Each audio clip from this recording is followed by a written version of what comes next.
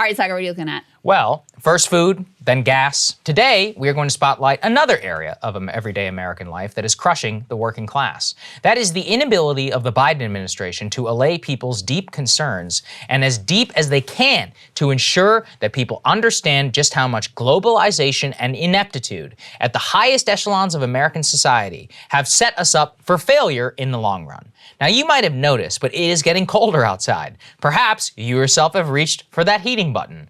Soon, the bill is coming, and I have terrible news for you.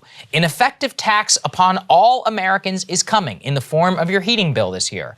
The result could spell disaster for the average household income. My friend Talman Joseph Smith over at the New York Times, he wrote an excellent piece forewarning that Americans' heating bills are about to contribute to inflation in a massive way. Approximately 50% of all U.S. households use natural gas to heat their homes. Now, the U.S. government now estimates that the average American's natural gas heating bill, again, for half of all households, is about to go up by 30%. In actual dollar terms, that is a disaster. The average American household who uses natural gas is about to spend $746 on heating this winter, a full $172 per household more than they did last winter in 2020. That is the most expensive natural gas market since 2005 at the height of the war in Iraq. That is just average Americans. Rural Americans are also in for it because they rely largely upon heating oil and propane in more remote areas, which disproportionately impacts the Northeast and the Northern Plains. Connecticut's governor is warning residents that residential heating oil consumers can expect a 40% increase in heating their homes from last year alone in price. Or what about propane? That's another story that's just as bad. Propane prices have actually doubled since last year. The markets are preparing for, quote, Armageddon heading into the winter months. Propane is a signature heating source for 6 million American households, and residential propane is currently up by 50% over the last year in price demand. The biggest problem is that we had a pretty big stockpile of propane, but if you've, been out to eat over the last year, you've probably seen it gets used at restaurants and a lot of other places right now. That has depleted our stockpile, and it's going to rack up prices for rural Americans. And right now, the Energy Department estimates rural Americans who heat their house with propane will spend 100% more than last year if it's a colder winter. The best case is 29% more if it's a warmer winter. The only energy consumer right now who is seeing the most modest increase in price is those who heat their homes with electricity, where the high-end estimate is only 15%.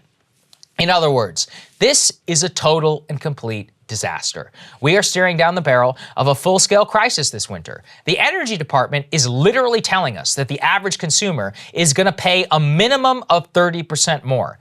And yet, where the hell is the administration? I played for you all yesterday that horrific clip of Energy Secretary Jennifer Granholm cackling and laughing off of higher gas prices.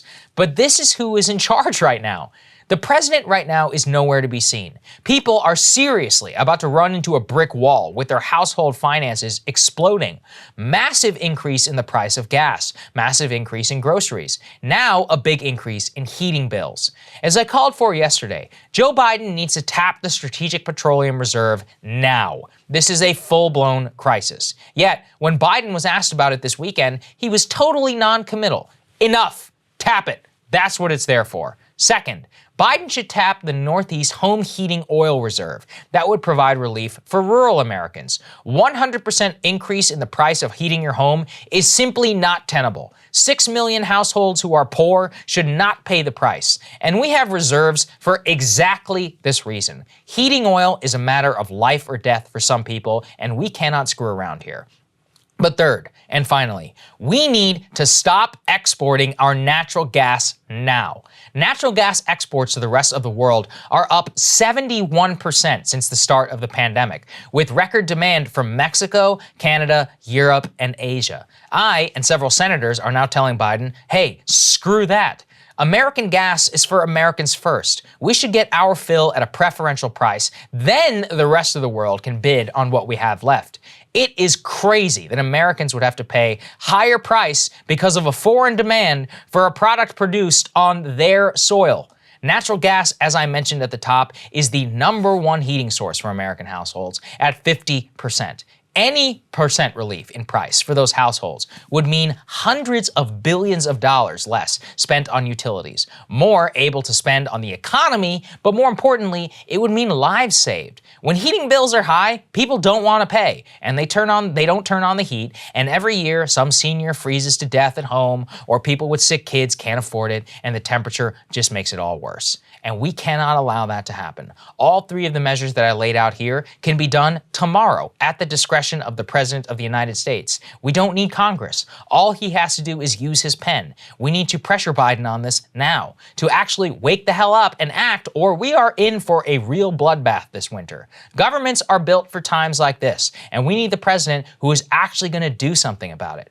This was a follow-up to what I did yesterday on gas prices, Crystal, but hey guys, thanks so much for watching. That's right. Just as a reminder, you can become a premium subscriber today. Watch the full show completely uncut, our reactions to each other's monologues. You get to listen to it, you get to ask us questions, all that good stuff. Link is right there in the description or at breakingpoints.com. Best of all, great way to say screw you to the mainstream media.